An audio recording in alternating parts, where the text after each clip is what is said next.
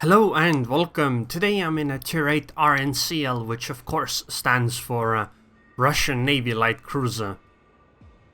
Which obviously means that I'm in the Kutuzov. The Royal Navy Light Cruisers are also rumored to have smoke, or at least that was the story before, but apparently some unconfirmed leaks or some public interview, I'm not sure, was posted on Reddit that said that they might not actually get smoke screen, which is going to sadden me a lot if that actually happens, because I really enjoy smoke on cruises, like on this one, because well, I feel that having smoke on cruises is pretty much the only way I can be aggressive as a cruiser. Otherwise you just can't, because you just need to stay at max range, otherwise you might just get instantly deleted by a battleship. Anyways, I'm heading towards the 8 cap on Two Brothers, and if you notice, all my guns are turned towards the left side of the ship. This is away from the enemy, because my plan is to head into the 8 cap and then turn towards the right side so that I can point my nose back towards my team. So I can simply shell from the location I go towards, and if there are many enemies I can simply use smoke and just sit there and shell the enemies. There is an Atlanta there that I could potentially be firing at, but I was all tapped for quite a bit here, but luckily I came back. So I have AP loaded, and now I'm going to just delete this Atlanta. Goodbye, Atlanta. You have pretty much zero chance of actually, no, I guess this is wrong. He has a chance of surviving, which is if nobody on our team spots her, but well, she spotted again, so goodbye, Atlanta. You will not be missed. Okay, so now it's time to shell Tirpitz. It seems the enemy team brought 4 ships over here. A destroyer, the Atlanta, and 2 battleships.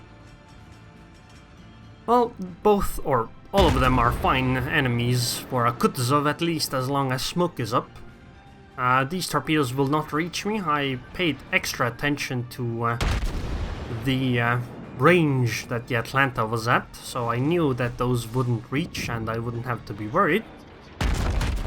So I guess the Tashkent showed up, so maybe I guess it might be a good idea to switch targets. Although right now I wanted to get the fire on the Tirpitz, which I did, so now I would need to wait anyway, so I might as well switch targets. I start slowly repositioning myself in the smoke because a Tashkent could have torpedoed me, and the other thing is that, well, it would be better if I was in a bit of a better position, so that once smoke dissipates I can start moving properly, that is, and not just get deleted by enemy battleships. But unfortunately I'm in a bit of a poor position, and I think my smoke screen is disappearing in quite soon. And this Tirpitz is awfully close, although this does mean that I might be able to torpedo her.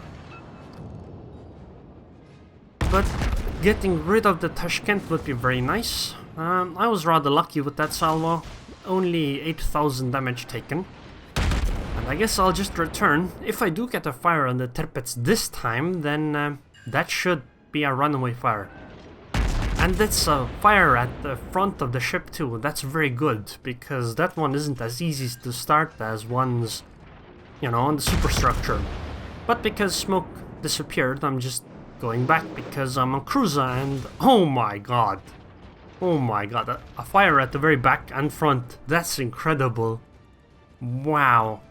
Now if we had anybody else HE spamming, the Tirpitz could very well end up with 4 fires going on at the same time. But yeah, essentially because I'm a cruiser I can't push in, because battleships might delete me. They might not, of course, but it's just RNG, you can't control it in any reasonable fashion. So you just have to be defensive as a cruiser, and this is really why I like smoke. And I do hope that I get the Flint in the next ranked season, because she is also a cruiser with smoke, and those are pretty much the only cruisers I do want to play. Like, I don't... Like, the only other ones are ones that have very good stealth capabilities like the ZAW. Every other cruiser I pretty much only play just to get through with the line. I don't find them... like... cruisers just aren't survivable enough due to battleship RNG. And because of that, you just have to play defensive to average decent games. Sure, this one time you might have an amazing battle if you are aggressive, but on average you'll probably just get deleted just as many times right at the start of the match and not do anything of note. And I really don't enjoy this type of gameplay where you sit at maximum range the entire game long and just shell. That just doesn't seem very fun. And that's one of the reasons why I was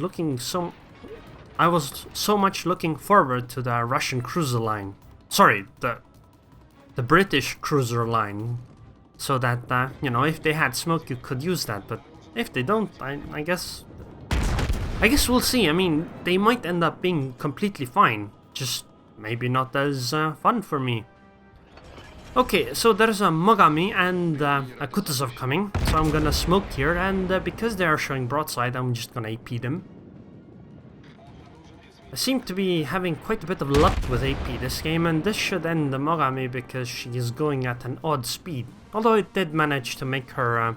oh, she's still alive.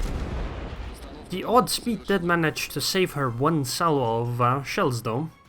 Okay, and somebody else finished her off. Now it's this Mogami's turn. She is also showing flat broadside, so... goodbye, I guess.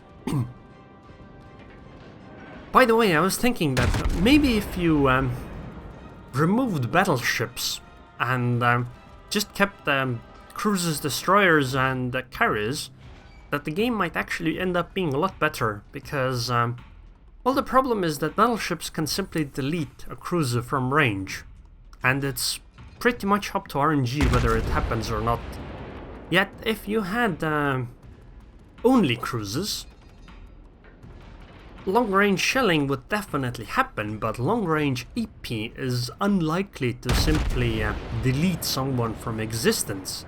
Like, that is very, very unlikely, unlike with battleships. With battleships it happens a fair bit of times. So that would actually be an interesting idea. So that Colorado is coming around from the middle of the map. I'm gonna torpedo her once she comes around, and then I'm just going to AP her. Because Colorados are rather HE resistant. But if one of those battleships is at close range, the AP can be pretty deadly, even to battleships. As long as they're not angled properly. If they're angled properly, then it's difficult to AP them, yeah. Okay, so it seems the Colorado actually anticipated those torpedoes, so they are going to miss, but I'm just gonna AP here. And 10,000 damage in the first AP salvo by a Kutuzov to a Colorado. Yeah, this guy is so dead. So dead. And 4,000 follow-up.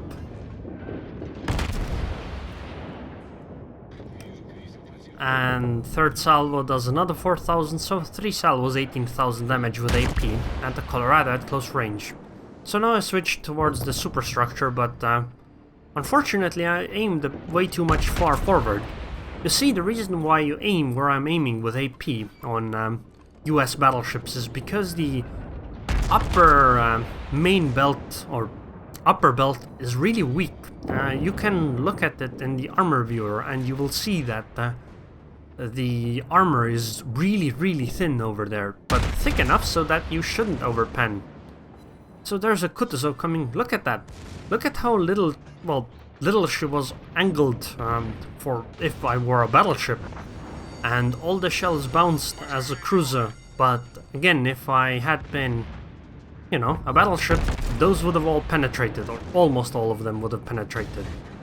So I'm gonna torpedo in a moment, or maybe not actually. Yeah, I guess not. Just gonna delete her. Goodbye. I started this turn that I'm doing because I was afraid that the Kutuzov was going to torpedo, which she literally did.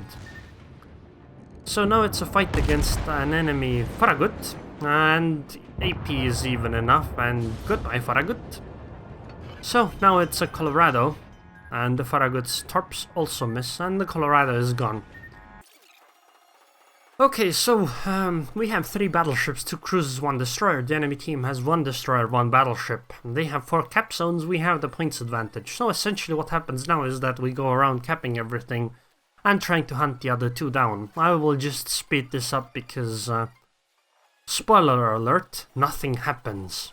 And this should be the end of the game here, because we reached 1,000 points. And I did some capping as well, but there was no real combat, unfortunately. But we won the game. I did a massive 110,000 damage as a Kutuzov, mostly firing AP even, and I made 752,000 credits. Although I imagine, I guess doing this much damage is quite a lot than a Kutuzov on average. I got 2,526 experience. Quite a bit above anybody else in this match. And as you can see, 70,000 of my damage is with AP. Although HE did deal like, what is this, 39,000 damage total if you count fires, of course. So I feel both did quite a bit of damage, but as you can see, AP on this ship is pretty good. And well, I really like using smoke on this cruiser. And as you can see, I actually made 650,000 profit. I did use some kind of credits boosts. Anyways, I hope you guys enjoyed this video, and I would like to thank the patrons on Patreon now. I had actually 2 new patrons now, Concussive and Duncan. Thank you very much for your support, and I hope I see you guys next time.